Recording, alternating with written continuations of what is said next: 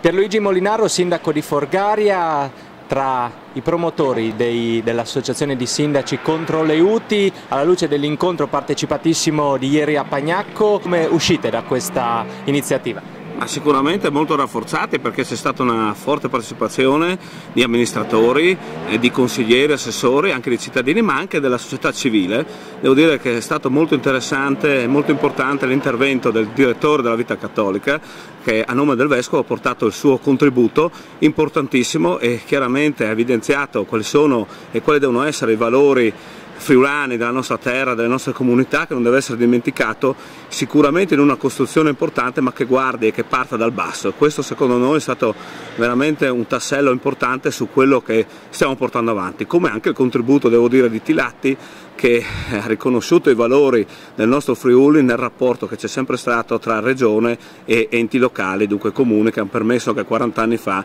di rinascere e di ricostruire il nostro Friuli. Ora la palla ritorna in mano alla regione.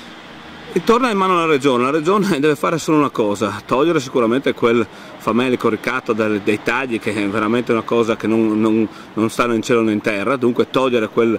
taglio che non permetterebbe a tutti i comuni di approvare i bilanci, quindi verrebbero tutti commissariati se si prendono quella responsabilità, e sicuramente accantonare questa legge, sedersi a un tavolo e ripartire da quelle che sono le esperienze già in essere nel nostro Friuli. C'è una comunità collinare che dal 1967 sta facendo lavorare insieme nei servizi e nelle funzioni comuni. Noi questo l'avevamo portato in dote all'assessore, non capiamo le motivazioni per cui non siamo partiti da lì, creando dal basso, quindi